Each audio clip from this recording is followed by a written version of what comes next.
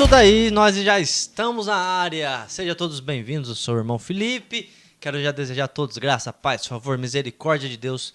Venham para conosco para mais um EBDcast, da palavra compartilhada. Estamos aqui mais uma vez à mesa para compartilhar da palavra, compartilhar às vezes alguma piada. Pode ser sem graça, mas queremos compartilhar também boas risadas. E sejam todos bem-vindos, aumente o som, compartilhe. Estamos aqui, episódio 5, o avivamento na vida da igreja. O que nós temos para tirar sobre o avivamento na vida da igreja? Será que cessou? Será que continua? Será que é só nas igrejas pentecostais ou nas igrejas históricas? Quer saber? Fica ligado conosco, aumente aí, compartilhe. E vamos para mais uma aula, aprender da palavra, crescer na graça e no conhecimento de Deus. E além do avivamento na vida da igreja, nós também vamos falar sobre o avivamento na vida do Pedrão, aquele que cortou tua orelha só com uma mão. Sou o irmão Lucas, fica com a gente, vamos aprender um pouquinho mais da palavra de Deus. A paz do Senhor, queridos ouvintes, queridos amigos, a todos que estão nos ouvindo. Estamos aqui, como os irmãos já disseram, para mais um EBDcast. A Escola Bíblica também em podcast. Como os irmãos já aqui mencionaram, hoje nós vamos estar falando sobre a aula de número 5, o avivamento na vida da igreja.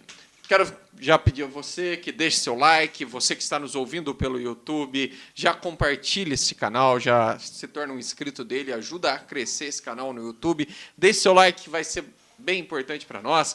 Também, você que está nos ouvindo pelas plataformas de áudio, peço da mesma forma que você também compartilhe aí com o seu vizinho, com o seu periquito, com o papagaio, com o cachorro, com o vizinho, com o mendigo da rua, meu irmão. Compartilhe que vai ser benção, compartilhe que é legal. Eu tenho certeza que vai chegar aí e vai ser benção na vida de todas as pessoas que você compartilhar. Como faz para nos achar? É só você pesquisar ali na barra de pesquisa, palavra compartilhada, você já vai nos encontrar e ali você já vai ter acesso aos nossos conteúdos, que eu tenho certeza que vai ser edificante para a sua vida. E é isso aí, nós já estamos aqui, nós vamos... O nosso texto, o nosso versículo dessa aula, nada mais, nada menos que poderia estar em Atos. Vai estar em Atos, capítulo 2, o versículo 4, que vai dizer: "E todos foram cheios do Espírito Santo e começaram a falar em outras línguas, conforme o Espírito Santo lhes concedia que falasses."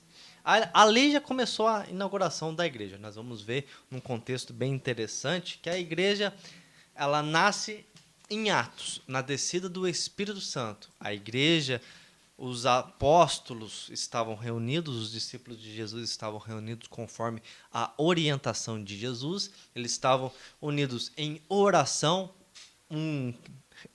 vamos dizer assim, um quesito que nós já falamos aqui, da importância da oração para o avivamento, da importância que nós precisamos ter uma vida de oração para que o avivamento possa vir até nós precisamos ter vida de oração, e os discípulos estavam reunidos em constante oração e também em comunhão. Isso é muito importante, que nós vamos ver que a igreja não nasceu cada um na sua casa, a igreja nasceu com todos reunidos, e ali em constante oração o Espírito Santo desce, e o Espírito Santo e os discípulos são batizados no Espírito Santo, e isso capacita eles recebem, é o que nós cremos, né, pentecostais, cremos nesse revestimento de poder para dar o testemunho e dar a continuidade na obra de Cristo. Isso nós vamos ver algo interessante também no surgimento da igreja, é nesse quesito, vamos dizer assim, como nós falamos já, o Velho Testamento, o Antigo Testamento, na verdade, ele não é velho, ele é o Antigo Testamento, ou a primeira aliança. Nós sempre falamos que é uma sombra do Novo Testamento. E nós vamos ver que na inauguração também do tabernáculo, lá em Êxodo capítulo 40, mais exatamente no versículo 34, nós vamos ver que na inauguração do tabernáculo, a glória do Senhor encheu todos aquele ambiente. E na inauguração da igreja também é interessante que aí é a descida do Espírito Santo e enche todo aquele ambiente. Então você vê um contexto bem interessante do nascimento da igreja é nessa parte. No Antigo Testamento, vamos dizer assim, a igreja lá do povo de Israel, vamos dizer assim, não é, mas vamos fazer essa comparação, ela nasce com a descida da glória sobre o tabernáculo. E a igreja nasce com a descida do Espírito Santo. É interessante sobre isso. Mas falando sobre nesse requisito de saber da importância que nós precisamos ter do batismo do Espírito Santo para as nossas vidas, queria saber com vocês se para o batismo do Espírito Santo existe alguns requisitos. Queria ver com o irmão Guilherme, que por Lucas eu tenho outra pergunta. Gui, nesse quesito, você acha que para receber o batismo do Espírito Santo tem algo que a gente possa fazer? Ou porque eu acordei com o pé direito, hoje o Espírito Santo vai me acertar na cabeça e eu vou sair falando em línguas no meio da rua? Vamos lá, Fê. É importante falar sobre avivamento, né? Quando se fala sobre avivamento na vida da igreja, aquilo que você já falou, é linkado diretamente no Atos, capítulo 2, ali na descida do Espírito Santo sobre os cristãos, ali os primeiros cristãos que estavam reunidos, né? E ali se dá, então, o início, né? Muito chamado do início da igreja. Por que que ali se dá o início da igreja, né? Porque ali eles recebem a capacitação. É ali que eles vão receber poder. É ali que eles vão receber o certificado de que agora eles estão prontos para irem e fazerem a obra. Aí você me pergunta assim, eu já entro na sua resposta, tá? Mas e antes da descida do Espírito Santo, Jesus disse, né? Ide por todo mundo, né? E batizar, e evangelizar. E por que então eles já não saíram, né? Eles ficam também por um pedido de Cristo que fala, né? Ficai em Jerusalém, né? Ficai em Jerusalém. Por que ficar em Jerusalém? Por que Jesus fala para eles, ficai em Jerusalém? Porque ali eles iriam receber a presença do Espírito Santo. Eles iam receber a virtude, ali eles iriam receber a presença do Espírito Santo sobre a vida deles, que estaria capacitando eles para a obra. Aí você me pergunta, né? Para receber o Espírito Santo, eu preciso de alguma coisa? Precisa, né? O que eu preciso? Dedicação, oração, comunhão com Deus. Eu vou receber o Espírito Santo sentado no sofá de casa, assistindo futebol? Não vai, né? O Espírito Santo ele virá sobre a sua vida mediante a sua busca. Fê, se a gente for olhar o próprio livro de Atos, capítulo 2, a Bíblia fala que aqueles homens eles estavam fazendo o quê? Né? Eles estavam ali reunidos em oração. Eles estavam em oração, eles estavam em busca, eles estavam ali, vamos dizer, reunidos jogando baralho. Eles estavam reunidos jogando conversa fora. Eles estavam reunidos falando mal do vizinho. Não, eles estavam reunidos em oração. Então, por que que o Espírito Santo veio sobre eles? Porque tinha uma busca. Então, respondendo a sua pergunta, né, o que eu preciso para receber o Espírito Santo sobre a minha vida, você precisa primeiramente buscar. É uma busca constante, é uma dedicação constante com o Evangelho, com a palavra do Senhor, é uma dedicação constante em oração para que você possa receber o Espírito Santo. Então, é assim, ele vai te capacitar, mas primeiro você tem que buscar. A Bíblia fala, eis que estou à porta e bato. Se alguém abrir, eu entrarei e cearei com ele. E se a pessoa não abrir, né? Existe o ato da pessoa abrir a porta. Existe o ato da pessoa ir lá e permitir que ele entre. É assim também no batismo do Espírito Santo. Você tem que abrir a porta. Como que eu abro a porta? Orando, buscando, se entregando mais em comunhão com Deus.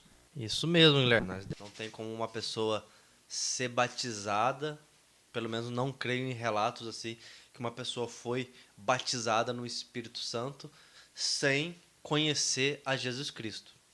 Vocês conhecem, eu creio, na Bíblia não, pelo menos biblicamente não.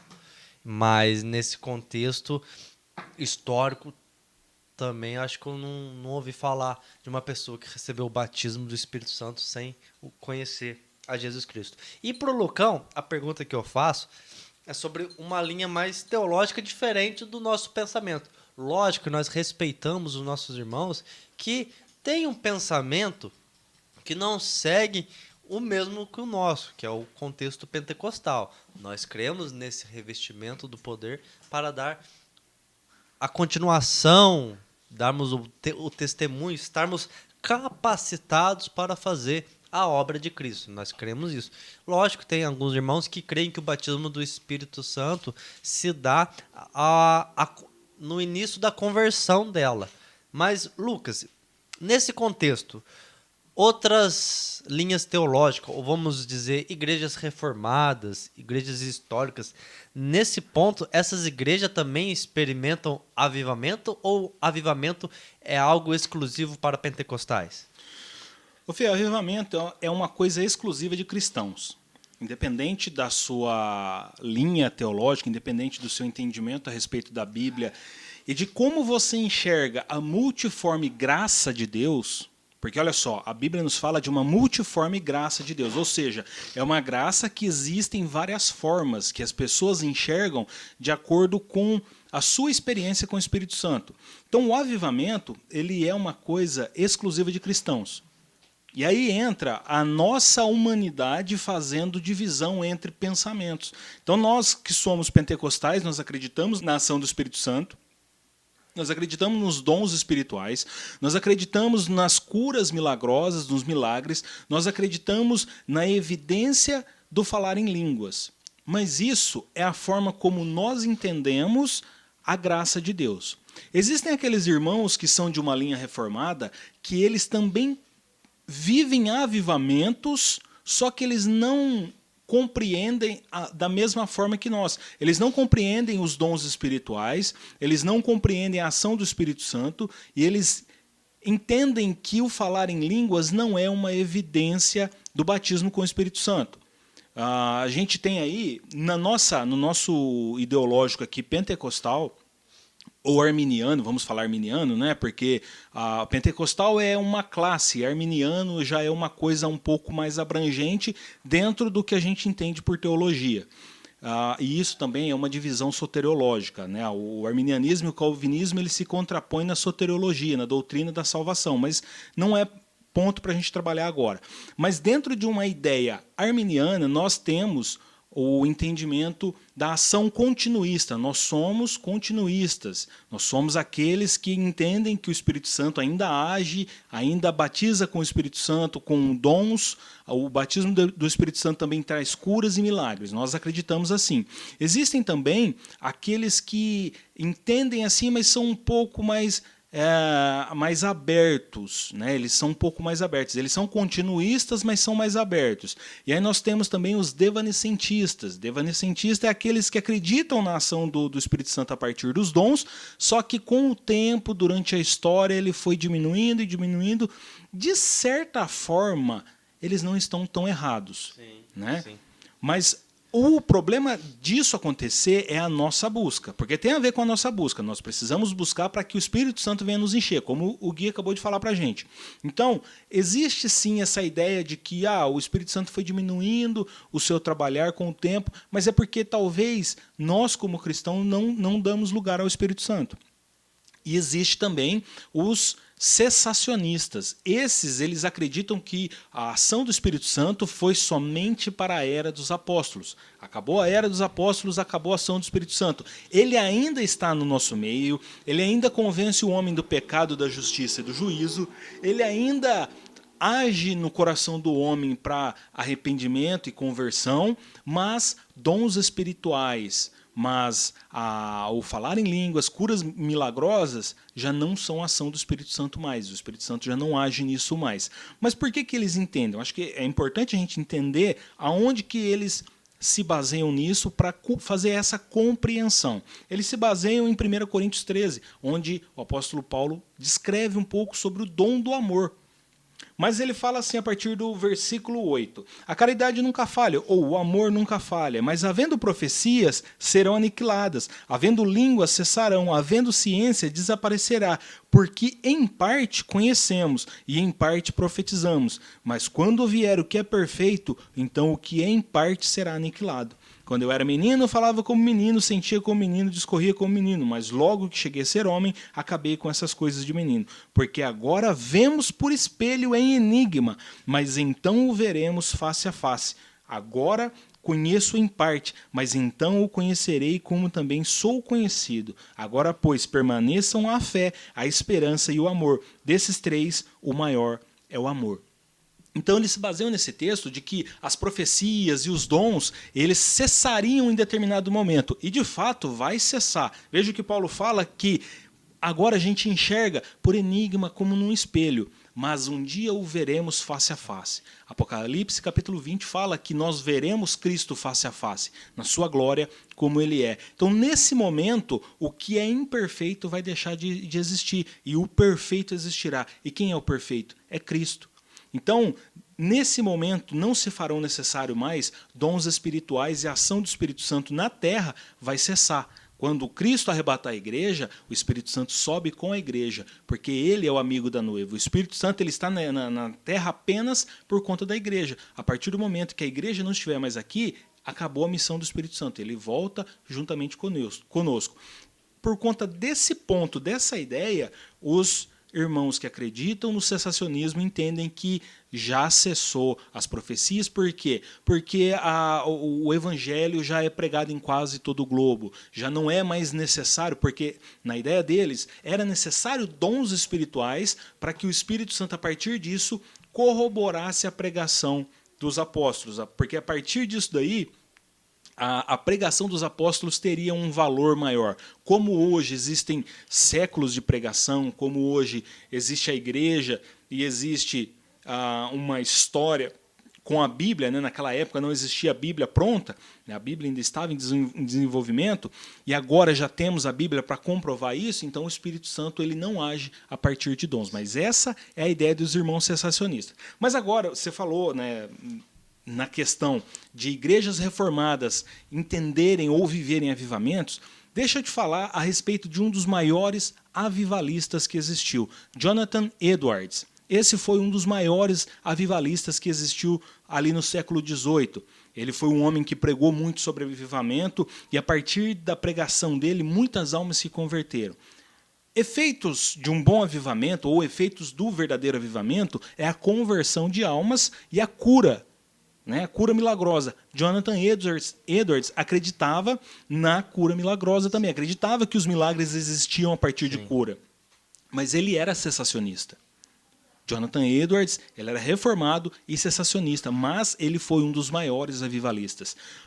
Charles Spurgeon, um dos maiores avivalistas, reformado também, viveu um baita avivamento. A igreja dele era milhares de pessoas para ouvi-lo. Ele tinha cerca de 17 mil, ele tem escrito cerca de 17 mil sermãos. Todos sermãos avivados, todos sermãos que pregavam um verdadeiro evangelho.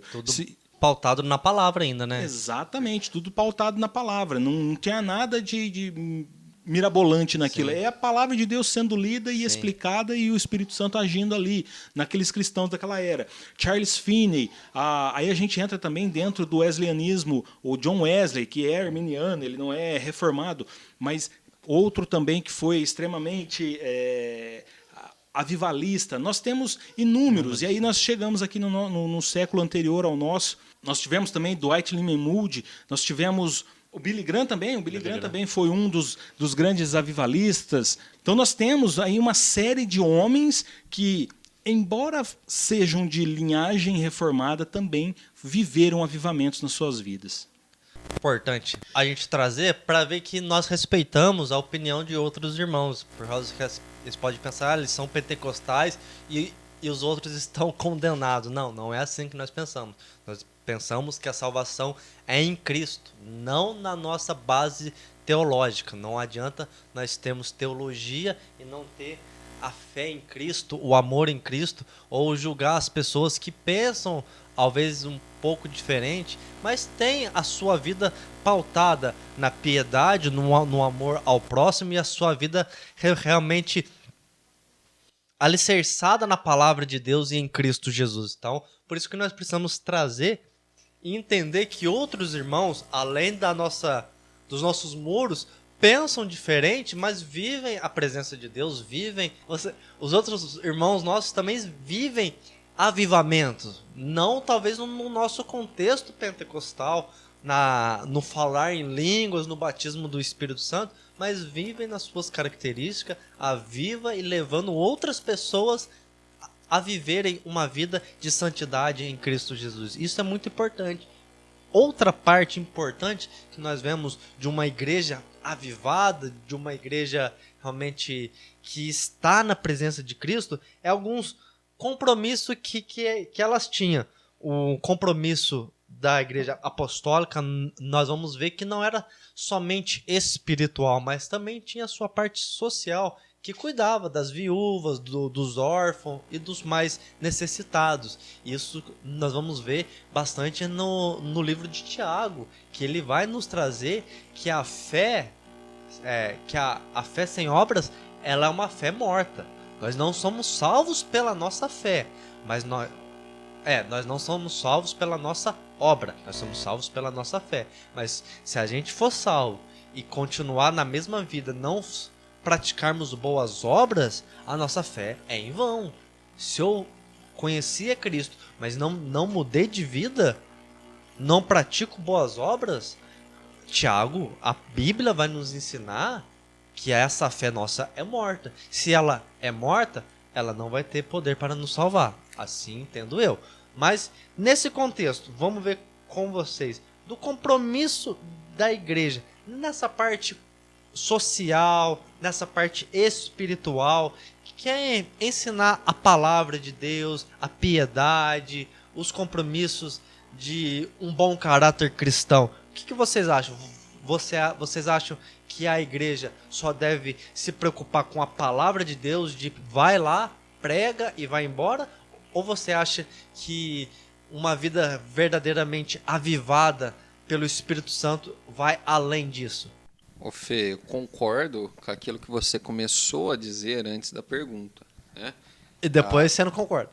Não, sim, Brincadeira. concordo com tudo. Mas eu falo assim, concordo que uma vida em Cristo, como você disse, ela não pode parar ali, né? Me converti, aceitei a Cristo e parei. Como você mesmo disse no livro de Tiago, ele menciona, né, a fé sem obra, a obra sem fé. A fé sem obras. A fé sem obra. Ela é morta. Ela é morta. Né? Então, eu corrigi ele, ele me corrigiu. Tá? Então, vamos lá. Então, é isso mesmo. A fé sem obra, ela é morta. Por quê? Aonde que eu estou impondo a minha fé se eu não faço nada? Aonde eu estou impondo a minha fé se eu não pratico nada? Eu ponho minha fé quando eu vou no culto de domingo e sento ali, ergo a minha mão, dou glória a Deus, grito aleluia. Acabou. É isso? Né? Vou ali, dou uns gritos, né? Bato palma, levanto, às vezes bato pé. Né? E aí? Aí eu vou embora para minha casa e minha vida continua a mesma coisa. Eu vou embora para minha casa, dentro da minha casa nem a Bíblia na mão eu pego. Eu vou embora para minha casa e não faço nada. Eu vejo o meu vizinho passando necessidade. Eu vejo o meu irmão passando necessidade. E aí? Aí eu vou cobrar o quê de Deus? Então, Fê, o evangelho vai além disso. Uma igreja avivada precisa ser avivada também nesse ponto.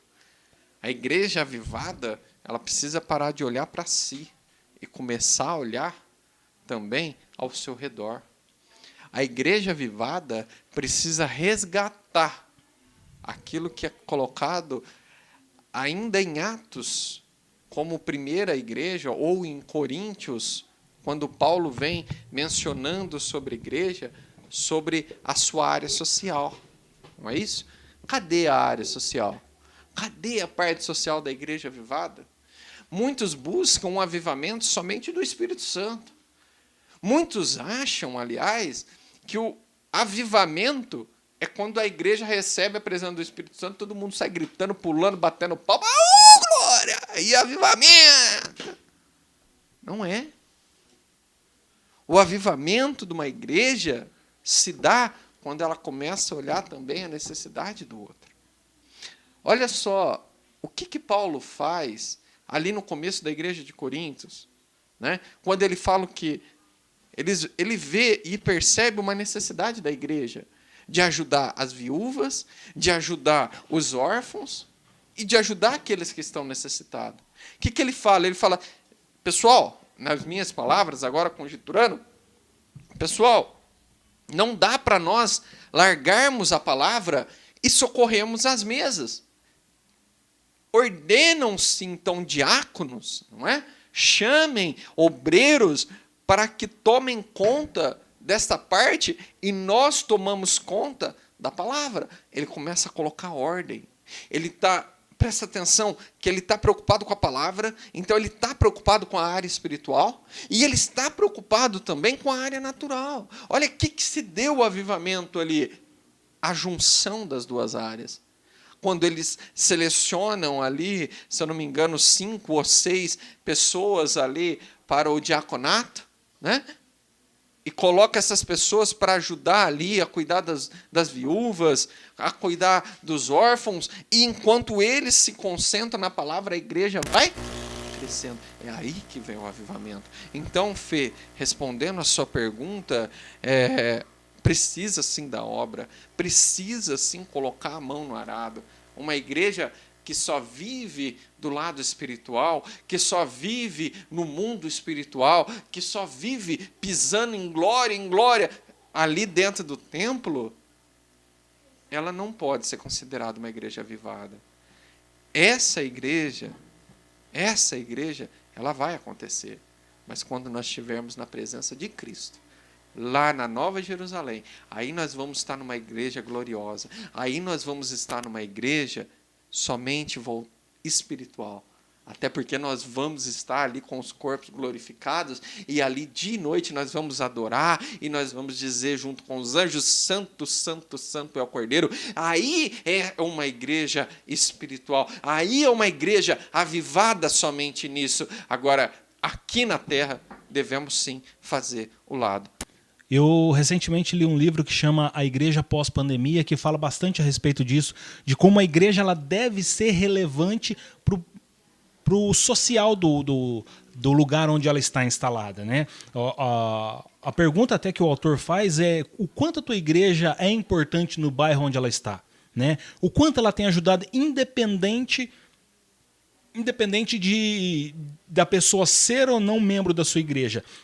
Essa pessoa recebe ajuda, recebe apoio, né? Ele conta que tem uma igreja que ele presta assistência, a igreja ela pegou as classes das crianças, abriu durante o dia para que os pais deixassem seus filhos ali e pudessem ir na lotérica, ir no banco e resolver problemas. Não tinham com quem deixar as crianças, deixava com o pessoal da igreja. Não tenho máquina de lavar em casa. Era um lugar bastante pobre. Eles juntaram alguns irmãos, compraram algumas máquinas, colocaram ali no fundo da igreja. As mães levavam os filhos para a classinha ali, para brincar ali com as outras crianças, enquanto isso elas iam lavar suas roupas, estender suas roupas ali, usando a estrutura da igreja. E isso, essas pessoas não eram ainda membros da igreja. Depois de um tempo elas passaram a ser membros da igreja, porque eles viram que a igreja realmente impactou positivamente a vida das pessoas. E como que nós temos feito isso? Esse aspecto social da igreja é o que me deixa um pouco apaixonado pela teologia wesleyana, porque não é apenas o espiritual, é uma vida assim pautada na leitura da palavra de Deus, na oração diária, todos os dias, leitura da palavra, oração, vamos interceder, vamos viver o que a Bíblia está dizendo, mas de que forma nós vamos viver? Aprendendo a ser ativos socialmente. John Wesley, ele lutou muito na luta abolicionista, né? Ele era branco e lutou a favor dos negros que eram escravos. Olha só, ele não precisava ter feito isso, mas ele fez. Enquanto nós temos outros teólogos, eu não vou mencionar nomes aqui, que eram escravagistas, teólogos que possuíam escravos. John Wesley era um teólogo que lutava contra a escravidão. Era um homem que para ele não bastava apenas viver a sua vida e pregar a palavra de Deus, ele tinha que mudar a vida social das pessoas também. John Wesley tem uma frase muito interessante, e eu gosto bastante dela, que diz assim, ó, se o teu coração é como o meu, então dá-me a tua mão. Ou seja, se o teu coração é igual ao meu para sentir a dor do outro como eu sinto, então me dá a tua mão para ajudar eles também. Vem comigo nessa luta. Olha que interessante. Então vemos que uma igreja, para ser avivada, ela não vai viver somente no quesito espiritual. Nós vamos ver que todos os grandes avivamentos, o impacto não era somente na área espiritual, também na área social, em todo o âmbito, né? E esse é um lado interessante da igreja, viver esse aspecto. E para a gente, já encerrando já nessa aula, nós vamos ver que hoje o quesito, principalmente modernidade, o quesito de estudo, a importância de você ter uma boa oratória, uma boa teologia, uma boa hermenêutica, para você não trazer qualquer coisa no meio da igreja. Nós vamos ver, isso supre ou substitui uma vida cheia do Espírito Santo ou não? Tem um pouco a ver com a resposta que nós já demos no aspecto espiritual, mas vamos aqui dizer, eu sou uma pessoa que tem uma boa teologia, fiz teologia, tenho uma boa oratória, mas meu dia a dia eu deixo passar, vou no culto só para pregar, porque eu sei manusear bem a Bíblia, porque eu estudei, sei separar ali um texto e ler.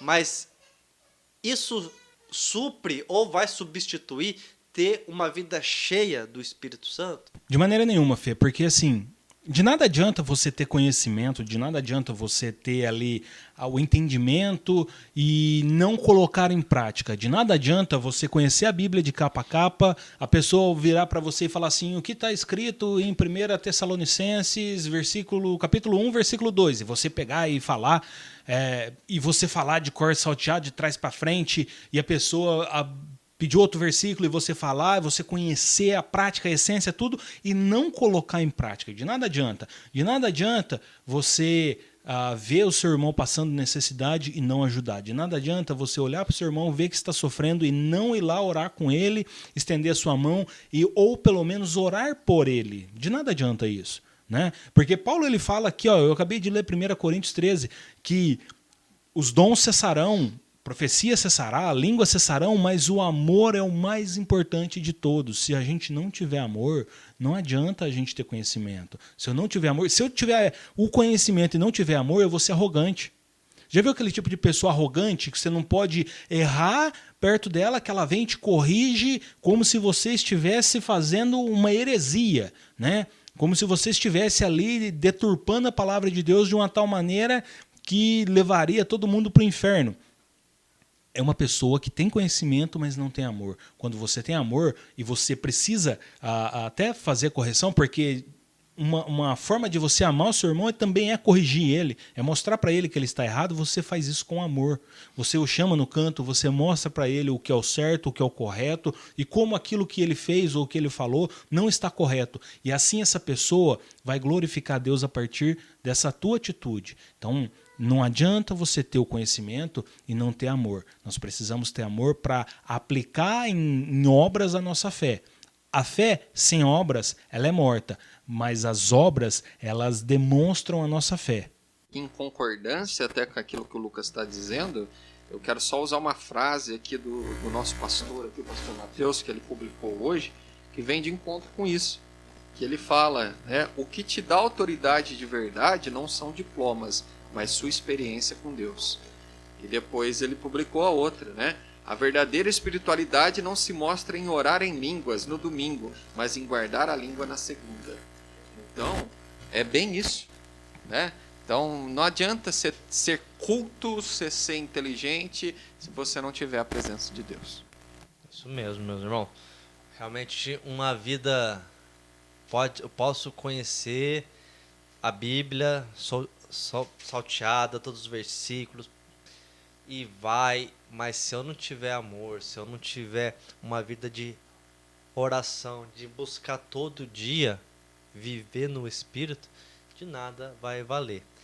E acho que assim nós já terminamos essa nossa quinto episódio e já vamos mergulhar pro sexto, já vamos direto aqui, o avivamento do ministério do apóstolo Pedro ou São Pedro, o que você achar melhor. Então vamos aqui no nosso já sexto episódio, ligando esses dois bem rapidinho, bem juntinho aqui. Eu achei muito interessante aqui a verdade prática que está lá na nossa revista CPAD, que nós trazemos esses podcasts, não é do nada, nós pegamos a revista trimestral da CPAD e vamos estudando ela. E a verdade prática vai dizer assim: a vida de um crente pode ser comparada entre o antes e o depois de um avivamento. Por quê? Nós vamos falar isso sobre a vida de Pedro.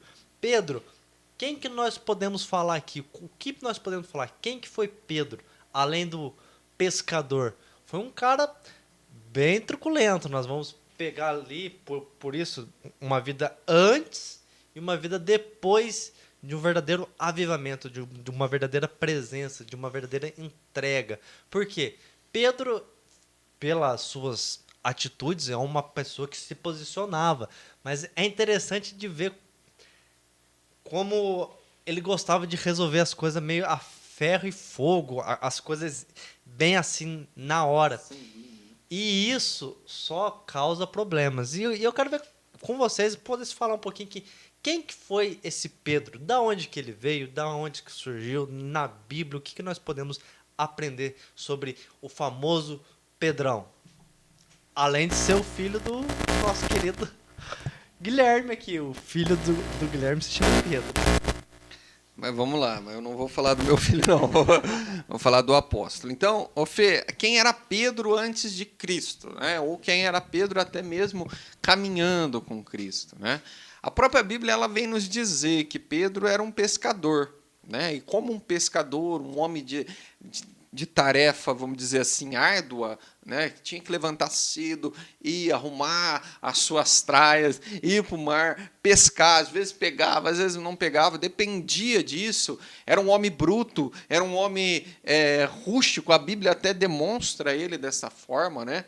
E muitos estudos de personalidade tratam Pedro como uma pessoa sanguínea, né, sem muita paciência, que vem na cabeça, ele fala, né, Pedro era este cara, tanto que ali na ceia, sentado ali, ele fala para Jesus que ele nunca negaria Jesus, que ele sempre estaria com Jesus. E Jesus fala para ele: Pedro, você não sabe o que você está falando, meu. Se liga, numa linguagem mesmo.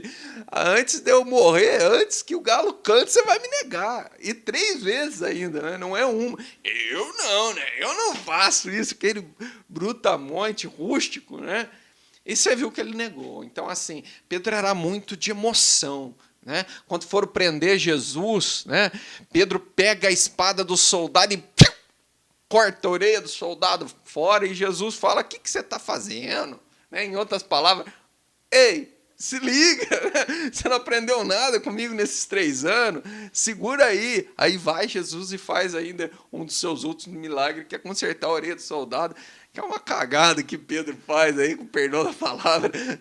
Então, Pedro era esse brutamonte, né? Esse cara que gostava de resolver as coisas meio na marra, né? Só que tinha-se um coração entregue, tinha-se um coração dedicado a Deus. Um coração que precisava, um diamante bruto, mas que quando soube ser lapidado, se deixar lapidar, se tornou um grande, ou o melhor, um dos principais apóstolos, se assim posso colocar como esta forma, um dos principais apóstolos aí, que teve a sua importância, né, para o evangelho, tanto ali em Roma, quanto na própria Judéia, onde ele ficou mais, depois ele foi para Roma, e na formação de novos cristãos também, ele que deu esse apoio, né? O próprio Paulo, quando começou a caminhar com Pedro, né? Andava junto com Pedro, depois se separaram por divergir de ideia, que Pedro era mais, né? E Paulo falou, Pedro, fica do teu jeito aí que eu vou do meu lá, mas começou ali. Então, ele teve a sua importância. Esse era o Pedro, Fê, antes de Pentecoste. Agora, depois de Pentecoste, depois que ele recebe o poder, depois que ele recebe a virtude do Espírito Santo, ele se transformou. Ele se entregou para o ministério, para o evangelho. Ele fez da vida dele realmente habitação do Espírito Santo. E ele virou e falou para Deus, faça de mim aquilo que você quer, e se lançou. Eu costumo falar que Pedro parou de lançar a rede ao mar e ele se lançou ao mar.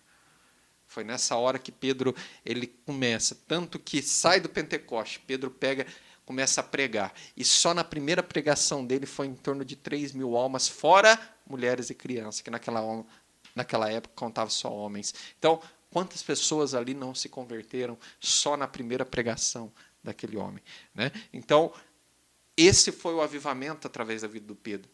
Pedro, quando ele recebeu e permitiu ser avivado, a sua vida transformou.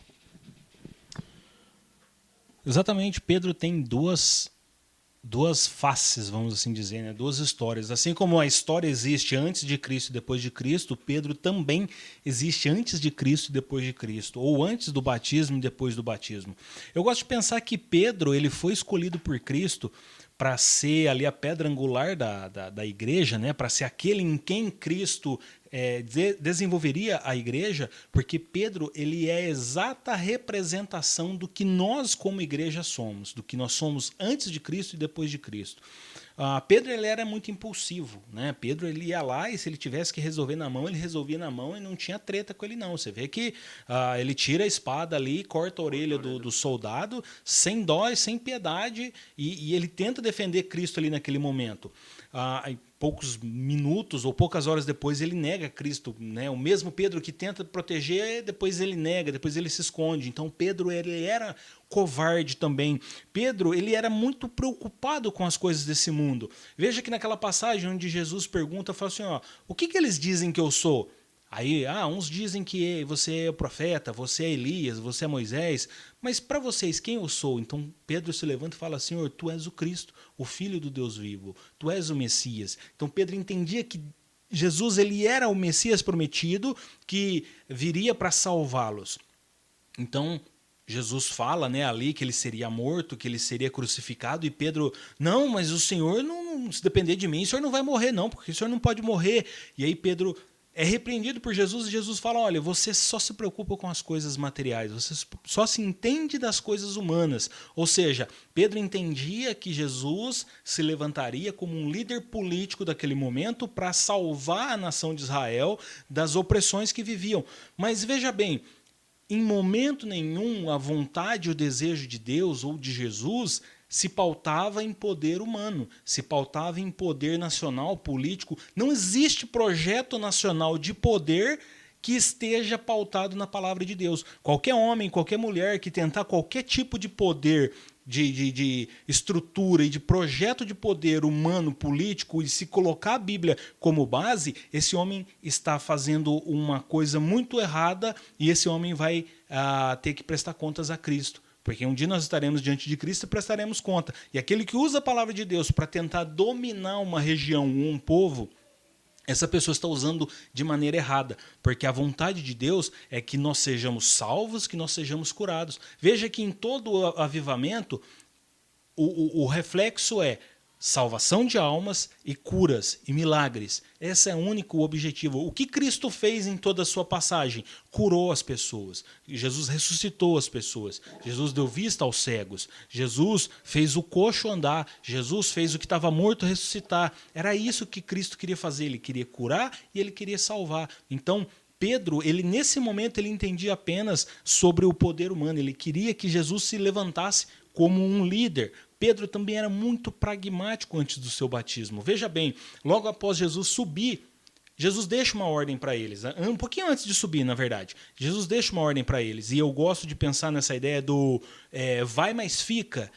Ide por todo mundo e pregar o evangelho, mas antes vocês fiquem em Jerusalém até vocês serem batizados, até vocês serem revestidos. Essa é a única ordenança de Jesus. Jesus, em momento nenhum, falou assim, vocês ficam, mas tenta arrumar mais um para colocar no lugar do Judas, porque vocês têm que ter 12, porque se tiver 11, não vai dar certo, o Espírito Santo não vai vir. Em momento nenhum Jesus falou isso, só fica esperando. Só fica aguardando. Mas Pedro, a primeira coisa que ele fez, a gente tinha 12, mas a gente agora só tem 11, então a gente precisa levantar mais um. Mas a gente tem aqui alguns, e aí eles fizeram ali algumas fases de seleção, né, alguns processos seletivos ali, eliminatórios, até que sobrou só 2. Desses 2, a gente vai ter que lançar sortes aqui. Vamos jogar no dado aqui, Urim e Tumim, pá.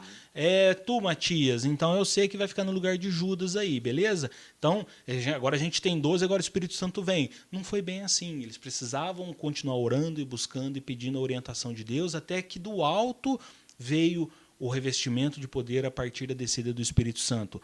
Somente a partir da busca. Não foi ali, precisa ter 12. Se não tiver 12, teu ministério está incompleto. Não existe isso. A Bíblia não... Jesus ele não fazia essas coisas. Mas Pedro era pragmático. E o que é uma pessoa pragmática? É uma pessoa que se baseia apenas na lógica. Então Pedro pensou, se Jesus arrumou 12, a gente precisa ter 12. Depois, mais para frente, tem uma nova pregação de Pedro, mais 2.000 almas se converteram. E houve um segundo batismo. Ali em Atos, agora não vou lembrar exatamente, eu acho que é Atos 14, se eu não me engano, existe um segundo derramamento do Espírito Santo ali. O Espírito Santo, depois que Pedro é chamado de frente ali os sacerdotes ali para prestar conta do que ele estava pregando, ele volta e prega mais uma vez, mais 2.000 almas se aceitam, se convertem, e essas 2.000 almas são batizadas com o Espírito Santo novamente. Nós vemos um Pedro entendido das coisas do alto, porque ele fala, olha, não foi... tudo que nós estamos vivendo aqui é vontade de Deus. Quando ele está diante do sumo sacerdote, o sumo sacerdote fala, não, vocês têm que parar com isso. Aí Pedro vira para eles e fala assim, vocês acham que Deus quer que eu obedeça a vocês ou a ele? Ou seja, Pedro já entendia das coisas do alto. Pedro já entendia das coisas não naturais, das coisas espirituais. Pedro era corajoso, não tinha medo de ser preso, não tinha medo de sofrer as consequências por conta do evangelho. Pedro, ele era muito avivado e ele ia onde ele tinha que ir para pregar o evangelho. Ele foi até a casa de Cornélio. Cornélio precisava lá, o Espírito Santo avisou a ele, né? Não torne impuras as coisas a qual eu santifiquei. Pedro vai lá e prega para Cornélio.